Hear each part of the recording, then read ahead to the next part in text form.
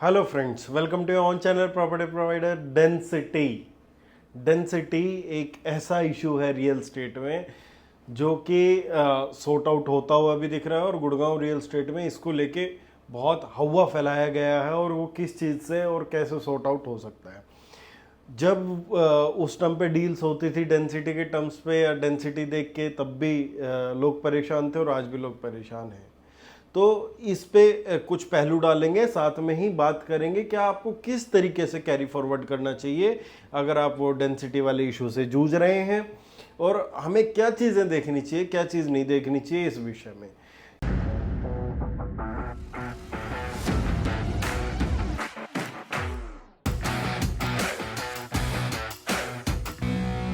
ये बहुत important topic है क्योंकि लोग इसमें बहुत ज़्यादा फंसते जा रहे हैं। तो हम लोग नॉर्मली बात करेंगे, ये सिर्फ आप लोगों के लिए एक सलाह है। उसके बाद कुछ भी खरीदें, कुछ भी बेचें, वो आपकी अपनी खुद की मर्जी है, उसमें मेरा कोई बहुत ज़्यादा बड़ा अहमियत या योगदान नहीं है। मैं सिर्फ आप लोगों को एजुकेट करने के पर्पज़ से ही ये वीडियो बना रहा हूँ। सबसे पहले डेंसिटी में क्या हो रहा है आज के टाइम पे, क्या पहले बहुत आपने ये 6 महीने साल भर से पहले जो प्रोजेक्ट देखे थे उसमें सिनेरियो ये निकल के आता था, क्या कोई प्रोजेक्ट था जैसे 16 एकड़ का 10 एकड़ का प्रोजेक्ट है, उसके पर एकड़ 100 यूनिट आ रही थी, किसी के 120 यूनिट आ रही थी, द्वारका एक्सप्रेसवे पे था या कहीं पे भी था, गोल्फ कोर्स रोड पे बहुत हैविली डेंस प्रोजेक्ट हैं। तो लोगों के साथ इशू ये आ रहा था, क्या डेंसिटी सबको ज़्यादा लगती थी, इस वजह से लोग ये बोलते थे कि जी मैं शायद ये प्रोजेक्ट नहीं खरीदूंगा क्योंकि इसकी डेंसिटी ज़्यादा है। अब इससे उल्टा हो रहा है, ठीक है। इसमें बल्कि इसमें बिल्डर को जो बेनिफिट है, जो अब हो रहा है इसमें बिल्डर को बेनिफिट है, ठीक है। पहले वाले से कैसे जूझना वो बताऊंगा, और इस वाले से कैसे निपटना ये भी बात करें। अब क्या कर दिया बिल्डर ने, अब बिल्डर डेंसिटी ज्यादा करने की बजाय, नंबर ऑफ फ्लैट ज्यादा करने की बजाय उतना ही स्क्वायर फीट एक फ्लैट में बढ़ा दे रहा है। जैसे सपोज करो पहले टिकट साइज था 1000 स्क्वायर, अब किसी बिल्डर ने टिकट साइज रख दिया 2000 स्क्वायर, ठीक है। आप कोई भी नए से नया बिल्डर देखो, पुराने से पुराना बिल्डर देखो, आज के टाइम पे क्या कर रहा है, टिकट साइज बड़ा कर दे रहा है। अल्ट्रा लग्जरी, उसमें एमिनिटीज पहले भी पूल देना था, पहले भी ओपन एरिया देना था, पहले सारी चीजें देनी थी, दो चीजें और ऐड करके वो अल्ट्रा लग्जरी बन जाता है। अल्ट्रा लग्जरी सेगमेंट का करके वो ही जो सामान आप लोगों को 10-11 हजार 12 हजार में बिक रहा था, वही अब आपको और महंगे रेटों में मिलता है। डेंसिटी थोड़ी हो जाती है कहने के लिए, क्योंकि नंबर वो यूनिट का साइज बढ़ जाता है, बट इससे प्रॉब्लम सबसे बड़ी हम लोगों को या रियल स्टेट के बायर्स को क्या आई है, क्या हर एक आदमी का बजट रेंज 4, 5, 3.5, 4 करोड़ रुपए, 6 करोड़ रुपए, 7 करोड़ रुपए नहीं हो सकता है। तो अब लोग क्या कहते हैं कि वो पहले वाला तरीका ठीक था, पर पहले क्या होता था, पहले नंबर ऑफ फ्लैट्स ज्यादा होते थे और वो होता था। तो मैंने इसमें आपको एक इस संदर्भ में पहले भी एक वीडियो करी थी, उसमें मैंने आपको क्लियरली बताया था पहले, आज से 4-5 साल पहले का 5 साल पहले का प्लेसमेंट कैसे होता था। 11-11, 12-12 फ्लोर की बिल्डिंग बना दी जाती थी, ठीक है, बना दी, उसके बाद उतने ही फ्लैट हो गए और डिलीवर कर दिए। उसके बाद क्या हुआ, ये वाला टावर उठ के इसके ऊपर आ गया, मतलब कि ये जगह ओपन खाली रहेगी, ये टावर 20-30 फ्लोर का हो गया, तो जो ओपन एरिया है, ओपन एरिया तो ज्यादा हो गया और नंबर ऑफ फ्लैट्स बढ़ गए हाइट में। तो वो ट्रेंड बहुत अच्छा था, कम से कम लोगों की जेब में चीजें आ रही थी, एटलीस्ट आदमी को 1.5-2 करोड़ 2.5 करोड़ तक प्रॉपर्टीज मिल रही थी, इतना जेब में आ रहा था। आज क्या हो रहा है, आज बिल्डर ने साइज बढ़ा के और रेट अल्ट्रा लग्जरी के हो गए हैं उसके, और फिर वो जेब में नहीं आता है किसी के। प्रॉब्लम ये हो, तो हम लोगों को देखना क्या है, हम लोगों को 2-3 चीजें संदर्भ में देखनी है। अभी भी कुछ एक आधी चीजें आ रही हैं द्वारका एक्सप्रेसवे पे,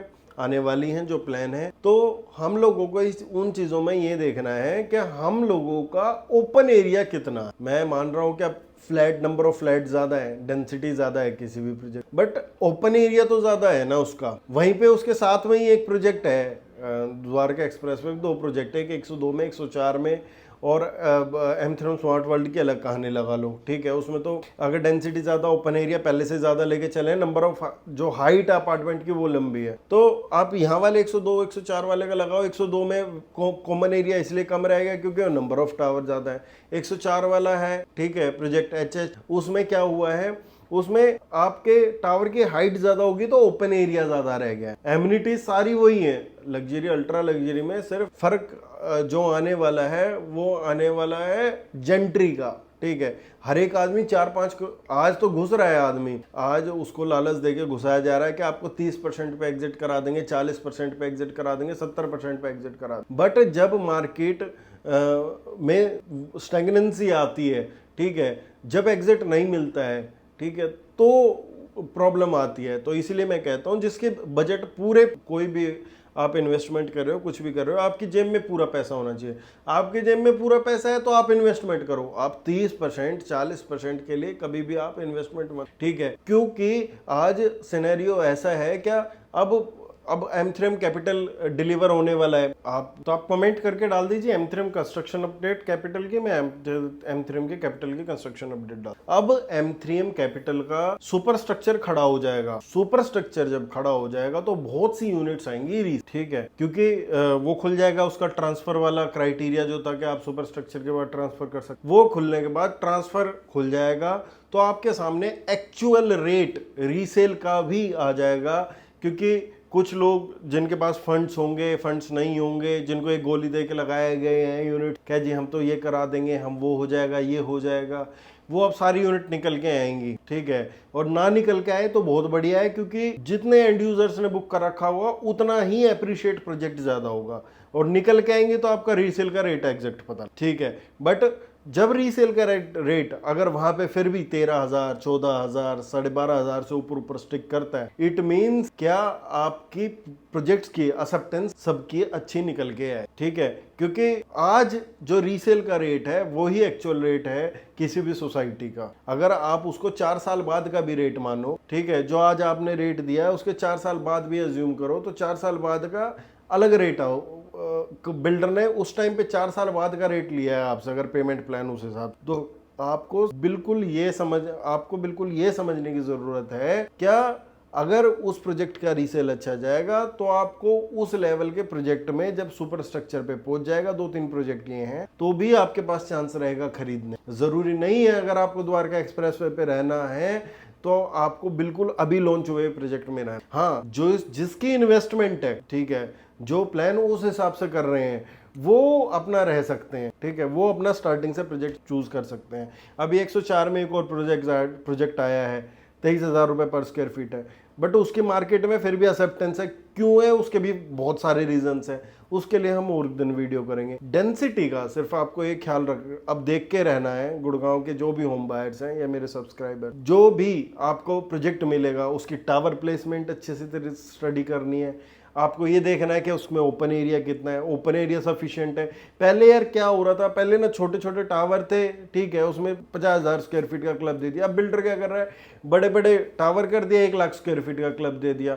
लोग बोलते यार उसमें तो कॉमन एमिनिटीज तो थोड़ी है, उसमें कौन यूज करेगा। उसका एरिया भी तो डबल कर दिया ना, उसका एरिया भी तो डबल हो गया। जब एरिया पहले 20,000 स्क्वायर फीट के क्लब होते थे, अब 60-70,000 स्क्वायर फीट का क्लब है, ठीक है, तो डेंसिटी वाइज डबल तो हो रहा है उसका, ठीक है। और जिस भी बिल्डर को, चाहे वो डीएलएफ हो चाहे वो कोई भी हो, ठीक है, आप ये घूम लो प्रोजेक्ट, गोल्फ कोर्स रोड पे घूम लो, आपने किसी ने स्टडी नहीं किया तो डेंसिटी आपको आज पता लग जाएगी गोल्फ कोर्स रोड की क्या है, कि अल्ट्रा लग्जरी फ्लैट्स की डेंसिटी क्या है आपको पता लग जाएगी गोल्फ कोर्स रोड पे। जो ये डेंसिटी के छाती पीट पीट के बता रहे हैं ना इसमें द्वारका एक्सप्रेस में, वो इक्विवेलेंट ही आनी है, ठीक है। और जिस बिल्डर को प्रॉफिट मिलेगा, चाहे वो डीएलएफ हो, चाहे वो M3M हो, चाहे वो सुपरटेक, XYZ कोई भी बिल्डर है, ठीक है, लिस्टेड है बिना लिस्टेड है, हर एक बिल्डर पैसा कमाने के लिए है, तो हर एक बिल्डर ने उसका बेनिफिट उठाना ही उठाना है। जब जिसको FAR FSI में वो मिलेगा, FAR एक्स्ट्रा मिलेगी, वो उसका फायदा उठाए, चाहे कोई कुछ कह ले, ठीक है।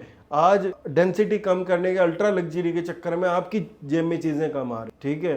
तो आप लोगों को उसका ध्यान रखना है, इस हिसाब से थोड़ा सा प्रोजेक्ट स्टडी किया करो डेंसिटी, ठीक है। डेंसिटी हमेशा ही खराब नहीं होती है, आपको देख के ही काम करने चाहिए। M3M कैपिटल के लिए, स्मार्ट वर्ल्ड के लिए और बहुत से प्रोजेक्ट्स के लिए, सबके लिए ये बोला गया था। मैं ही नहीं कहता M3M या स्मार्ट वर्ल्ड बहुत अच्छे प्रोजेक्ट्स हैं, आज वो कहीं पे और स्टैंड करते हैं, बट जब उसकी कंस्ट्रक्शन चल रही है, उसकी रीसेल होगी, तो आप लोगों को अंदाजा लगेगा क्या रेट एक्चुअल है क्या है। अगर वो 9,000 रुपये में, 10,000 रुपये में बिकता हुआ दिखाई देगा और 2 साल बाद भी, तो द्वारका एक्सप्रेसवे का रेट आगे क्या होने वाला है, फ्यूचर क्या होने वाला है, वो आप लोगों के सामने होगा। अगर उसका रेट बहुत अच्छा दिखा, जैसे शोभा है, शोभा आज बढ़ रहा है, ठीक है, शोभा का अच्छा रेट है, रीसेल में भी अच्छा रेट है, वैसे भी अच्छा रेट है, सेम ऐलान के साथ सीन है। तो जब आपका एक्चुअल प्राइस आपके आंखों के सामने आ जाएगा, क्या इस स्टेज पे भी क्या हो सकता है, क्या नहीं हो सकता है। अगर वीडियो कुछ समझ आई हो, मेरी इन्फॉर्मेशन कुछ अच्छी लगी हो, तो चैनल को सब्सक्राइब और वीडियोस को लाइक ज़रूर करें। वीडियो शेयर कर देना जिसको इन्फॉर्मेशन समझ आई हो। थैंक